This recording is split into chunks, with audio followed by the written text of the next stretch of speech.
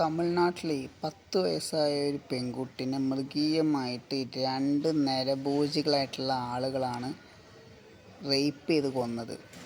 10 വയസ്സായ കുട്ടി, 5ാം ക്ലാസ് പഠിക്കുന്ന കുട്ടിയാണ്. മിഠായി വാങ്ങിച്ചു കൊടുക്കാമെന്ന് പറഞ്ഞ് കൊണ്ടുപോയതാണ്. കൊണ്ടുപോയിട്ട് ഇവർ പീഡിപ്പിച്ചു, നല്ല പോലെ പീഡിപ്പിച്ച്. ആ കുട്ടി കരഞ്ഞപ്പോൾ ആ കുട്ടിയുടെ മുഖം കല്ലുകൊണ്ട് അടിച്ച് തകർത്ത്, ആ കുട്ടിയുടെ തന്നെ മുടി ഉപയോഗിച്ച് കഴുത്ത് ഞെരുക്കി, അങ്ങനെ ആ കുട്ടീനെ കൊന്ന് എവിടെയോ വെള്ളച്ചാട്ടത്ത് കൊണ്ടുപോയിട്ടു.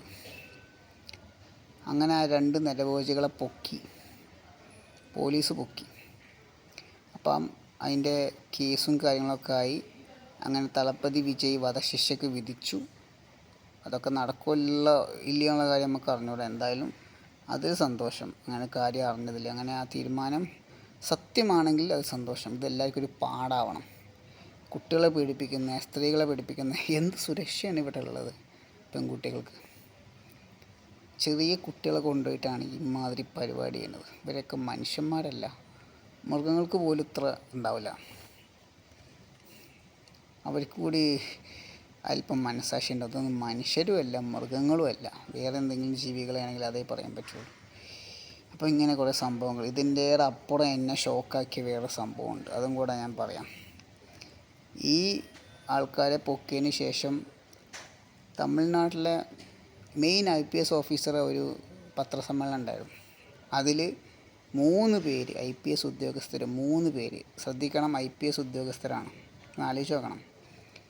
ഇവർ കടന്ന് ചിരിക്കുക മീഡിയൻ്റെ മുന്നിൽ ഇരുന്നാട്ട്. ആലോചിച്ച് നോക്കി, പദവിയോട് പോലും റെസ്പെക്റ്റ് ഇല്ല. ഇവരാണ് അവിടുത്തെ IPS ഉദ്യോഗസ്ഥർ. ഇവർ ഇരുന്ന് ചിരിക്കുന്നു മീഡിയൻ്റെ മുന്നിൽ ഇരുന്ന്, ഭയങ്കര ചിരി, പൊട്ടിച്ചിരി. എന്തിനവർ ചിരിക്കണത്? ആ കുട്ടി മരിച്ചതിനാണോ? ആ കുട്ടീനെ കൊന്നതിനാണോ? എന്താ കാര്യം പോലും മനസ്സിലാവില്ല. ഇങ്ങനെ ചിരിക്കാൻ മാത്രം എന്താ ഉള്ളത്? സ്വന്തം കുടുംബത്തിലാണ് ഇങ്ങനെ സംഭവിച്ചതിരുന്ന് ഇങ്ങനെ ചിരിക്കൂല. എന്താ ചിരിൻ്റെ കാര്യം പോലും മനസ്സിലാവില്ല, അങ്ങ് ചിരിക്കന്നെ. അതായത് ഒട്ടും മാനേഴ്സോ ബിഹേവിയറോ അറിയാത്ത ആൾക്കാരെന്ന് പറയാം. ഇതൊന്നും എത്തിക്സും ഇൻറ്റിഗ്രിറ്റി ഇല്ല. ഈ സിവിൽ സർവീസ് പരീക്ഷയിൽ തന്നെയുള്ളൊരു പേപ്പറുണ്ട്, എത്തിക്സ് ഇൻറ്റിഗ്രിറ്റി എന്നൊക്കെ പറഞ്ഞ്. ഇതൊന്നും ഇല്ലാത്ത ആൾക്കാർ എങ്ങനെ ഈ പദവിയിലെത്തി എന്നാണ് എൻ്റെ സംശയം. ഈ പറഞ്ഞ സംഭവം ഉണ്ടല്ലോ, എത്തിക്സ് ഇൻറ്റിഗ്രിറ്റി എന്ന സംഭവം, ഇതൊരു പേപ്പറാണ്. സിവിൽ സർവീസ് മെയിൻസിൽ പഠിക്കാനുള്ള പേപ്പറാണ്. ഇതുപോലും അറിയാത്ത 3 എണ്ണം അവിടെ പോയി ഇരുന്ന് ചിരിക്കുക. എന്തായാലും ചിരിക്കുള്ള പണി തളപതി വിജയ് കൊടുത്തിട്ടുണ്ട്, ചീഫ് മിനിസ്റ്റർ ഓഫ് തമിഴ്നാട്.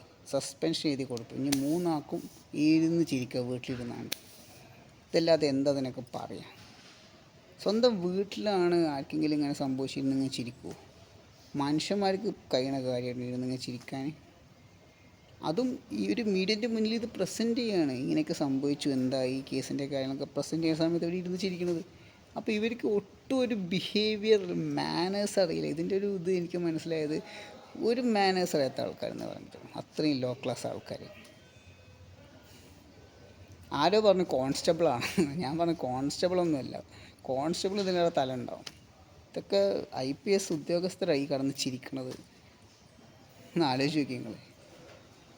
അവരെ തന്നെ വില കളയാൻ, അവരെ തന്നെ ഇത് കളയാൻ. ഇപ്പം എന്തായി, സസ്പെൻഷൻ കിട്ടി, ഇനിയിപ്പോൾ 3 ആൾക്കും വീട്ടിലിരിക്കാം. അതായത് അവരവരുടെ നിലയും വിലയൊക്കെ മറന്ന് ചെയ്യുന്ന പരിപാടിയാണ്. നമുക്കൊരു സ്റ്റാൻഡേർഡ്, നമുക്കൊരു ഇതുണ്ട്, ഒരു ക്വാളിറ്റി ഉണ്ട്, അതനുസരിച്ച് വേണ്ട നമ്മൾ നിൽക്കാൻ, വേണ്ടേ? ഇതതില്ല.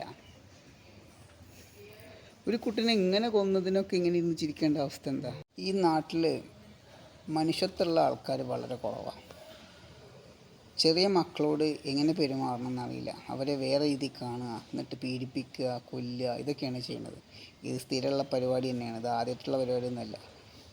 ഇവർക്ക് ജയിലിൽ സുഖവാസം, ഇവരെ തൂക്കിക്കൊല്ലൊന്നുമില്ല. നമ്മളെ ടാക്സ് വാങ്ങി ഇവർക്കിങ്ങനെ ഇവരെ തീറ്റിപ്പോറ്റും അങ്ങ് കുറേ കാലം. ഇതാണിപ്പോൾ നടക്കുന്നത്. അതിന് ബിസിനസ്സാണല്ലോ.